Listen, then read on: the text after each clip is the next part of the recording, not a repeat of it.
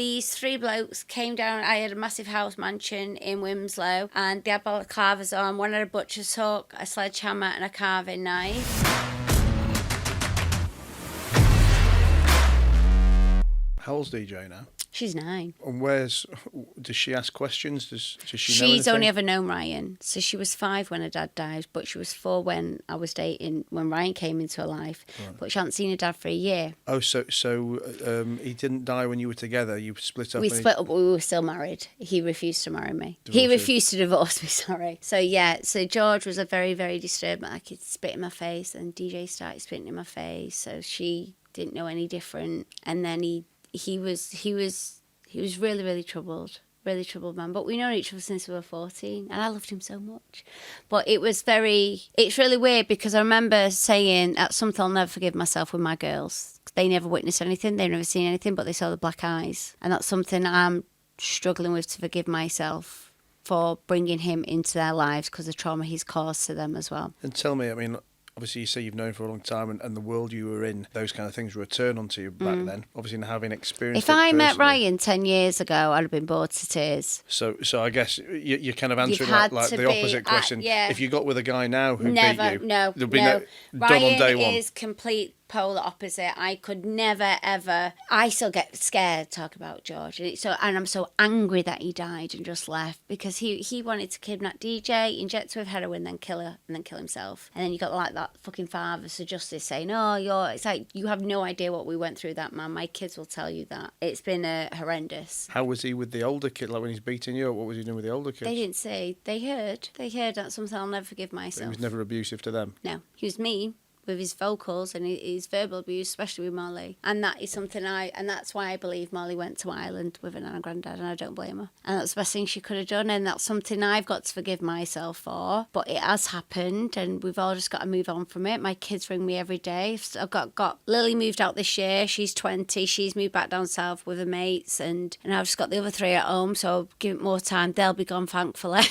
I'm joking, but yeah, I mean, I have made many mistakes, and I think my biggest mistakes are the ones where I failed my own children. That's something, but I am the most loving mum and hands-on with them, and I brought them up regardless. I know, Brian never went to parents' evening, never went to sports day. I know that's affected them. I know he's a great dad now with Ruby, and that's amazing, but I know that affects my Molly and Lily, and that kills me. Mark Croft has nothing to do with Max and Heidi. That kills me. So when I split up with George, like they all called George dad, even in front of Brian.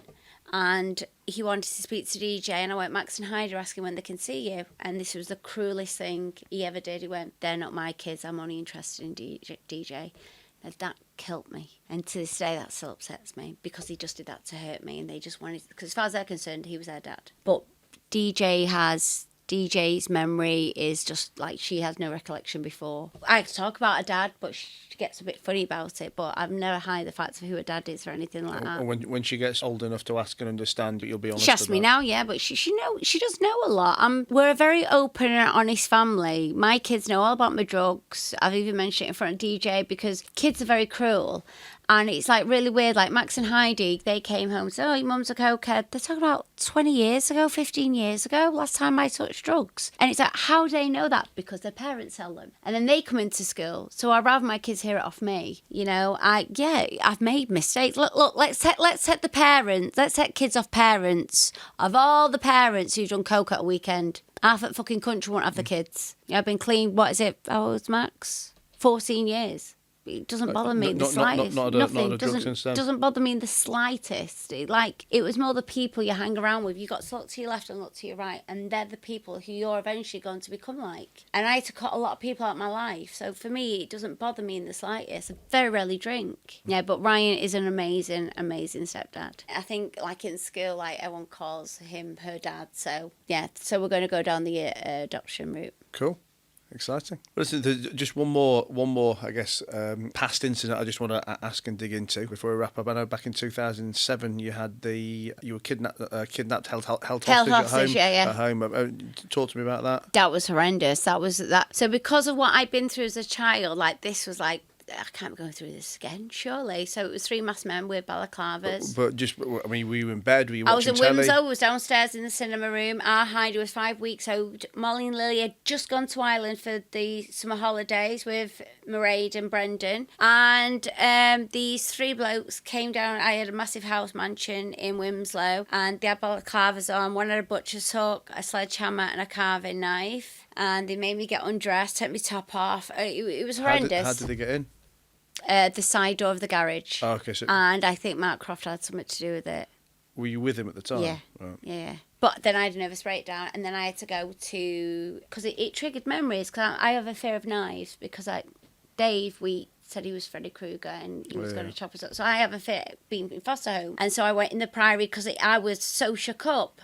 And every time I was in the Priory, people automatically think it's drugs. And it isn't. I had bipolar, so as well, I was always there for trial and error medication as well. And I went there because I was traumatised. And I said to Mairead, we mind looking after the children. I was in there for 2 weeks, getting therapy, came out, and Mairead refused to give me my kids back. So I eventually took her to court and got my kids back anyway. But it was horrendous, all because I got held hostage. It was my fault. And Who was in the house? Was it just you? Was Mark there as well? Mark was there. It was just me, Mark and Heidi. Heidi was 5 weeks old. Molly and Lily was in Dublin, thank God. And then afterwards, I found a book saying how to burgle your own house. Really? With Mark. Because Mark did book? Yeah, Mark did the cocaine video as well. Right. So, yeah, he set me up good and proper. But what a story to tell, eh, Matt? It's been a colourful life. How big is the book of how to rob your own house? I don't know how big it was, but I remember I found it. My friend Debbie was like, I'm telling you, it was Mark, he was in on it. And it was just, I was almost like a cash cow for everybody. Everyone just saw me as an ATM, and I was so desperate to buy everybody's love. And like when I won the Jungle, all I've ever wanted to be is loved. That's all I've ever wanted is to be loved. And I think my longest relationship I've ever had has been with the press. It's been like an abusive marriage. We've had our highs and our lows, but I need the press and they need me. So I can't complain about it anymore. I've learned how to deal with it, and I use it to my own advantage now. It took me a long time. Like, I'll do my own pap pictures. No shame in doing that. Why should I let another pap get a picture of me and they make the money